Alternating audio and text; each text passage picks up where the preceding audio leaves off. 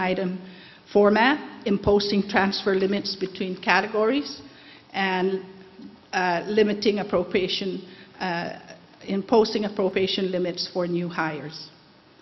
It also eliminates carryover appropriations, a past practice which exacerbates the cash flow and adds to the deficit overall. In the final slide, this bar graph depicts a 10-year projection of revenues, expenditures, and general fund balance or deficit. As mentioned previously, the government expects to eliminate the general fund deficit in the next 5 years. Our revenue projections are conservative and are formulated with the combined input of the Special Accounting Service and the Special Economic Service groups under the Office of Finance and Budget of the Guam Legislature.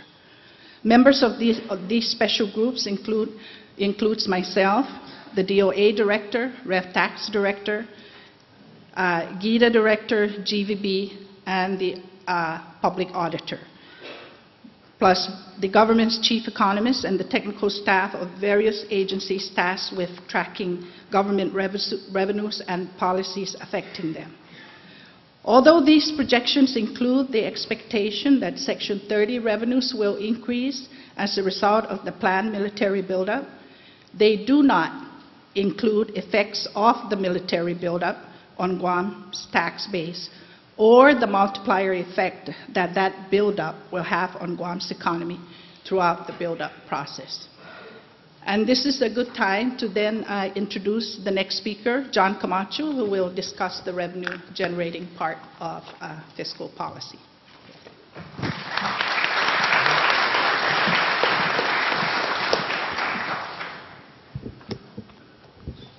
Thank you, Bertha.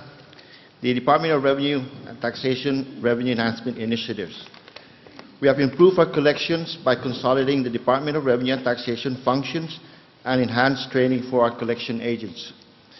DRT has also taken proactive effort to foreclose on delinquent taxpayers. We are in the process of developing a comprehensive tax match system on real-time property tax appraise system. In addition, DRT has improved its electronic system to assist in collection efforts. We are capable of accepting credit cards payments and provide greater online access to tax filing, payments, license, registrations, and renewal. The latest one that we're doing now is to do renewals on insurance license. Next. This is a snapshot of the overview of Guam's debt. If you look at the chart, it goes from 2009 to 2039. Guam's limited obligation debt is about $290 million, and for the general obligation debt, it's about $474 million, with a total debt of $764 million for the government of Guam. If you look at the chart, in the next few years, it will mature, and these funds can be used for future funds for government of Guam. Next, I guess I would call up on Ali to talk about the Guam's municipal market. Thank you.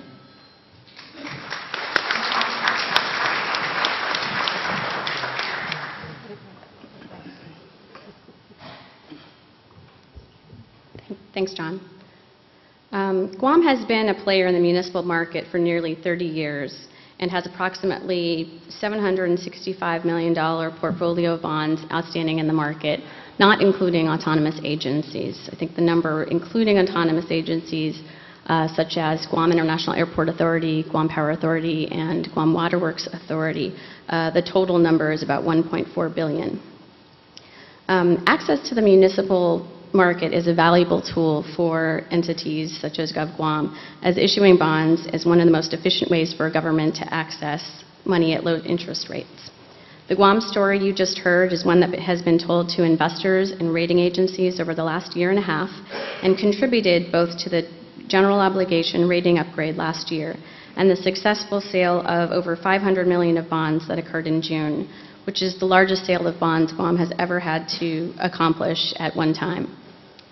The success of the sales was also a testament to Gita's role and mandate as central financial manager. Gita has been managing the government's debt and perception in the municipal markets for over 20 years. So who cares about this story? The next slide is a snapshot of who currently holds Guam bonds. Typically, major investors include municipal bond funds, insurance companies, and trust companies.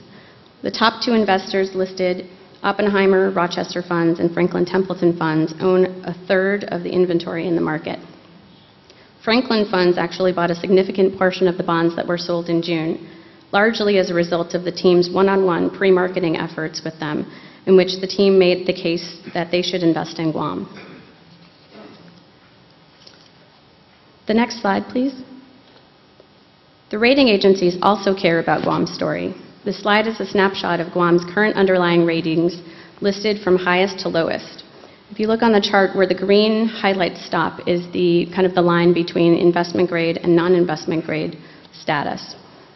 As you can see, although the government of Guam's GO rating was actually upgraded 1 notch last year to B+ from single B, it still has a ways to go to get back to investment grade status. I think one of the documents that will be posted online along with this presentation is the Standard & Poor's credit report on the general obligation that was published this June, and that will outline a lot of the strengths and weaknesses of the overall Guam general obligation credit. As you heard today, we've made great progress in achieving the initial steps necessary to get back to investment grade status, but the rating agencies will be monitoring the progress over the next few years to see that the plans that have been put in place are adhered to. This is why it's very important for our future leaders to continue down the path of fiscal discipline, continue to eliminate the accumulated deficit, and implement prudent decisions that will allow Guam to reap the benefits of the economic upswing, but also plan ahead for any future bumps in the road. The next slide. This chart shows the importance of a good credit rating. The green line that starts to spike up later in the chart is the difference between the long-term interest rate of a low investment grade rating of BBB, such as what Guam Airport Authority is rated, and a AAA interest rate, which is essentially the perfect benchmark curve. The spike that the spread occurred last year when the municipal markets essentially locked up due to the credit crisis nationwide. The highest spread in the last year has been approximately 258 basis points, which is 2.58%, and that was in November of last year when essentially the credit markets just halted. That has actually come down to about 100 basis points or 1%. To the 1.68% range, but it's still not at historical levels. Non-investment grade credits such as GovGuam's general obligation are actually even higher than that. The orange line in the middle is an A-rated credit, and the blue line on the bottom is a AA rated credit. Most state governments, with the exception of the state of California now, who's been in some trouble and has been downgraded to the BBB level, most states are rated in the A to AA category. The next page. Along with improving credit and economic outlook come opportunities in the municipal market. There have been signs of the market normalizing late this summer and early this fall. Demand has picked up in the tax-exempt market, and credit spreads have tightened, and issuance has doubled as compared to last year. Many municipal issuers have been taking advantage of programs established under the American Recovery and Reinvestment Act. These include direct pay subsidy bonds and tax credit bonds. The Build America Bonds program is a taxable bond program which the federal government subsidized so that essentially the interest rate becomes a tax-exempt rate. This has been hugely popular amongst the states and a program that Guam may be able to take advantage of.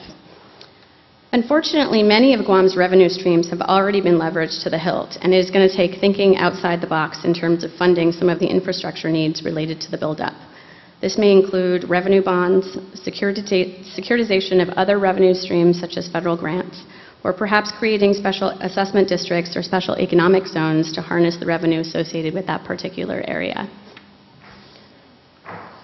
And so just to summarize the story you heard today, this is the same story that's been told to rating agencies and investors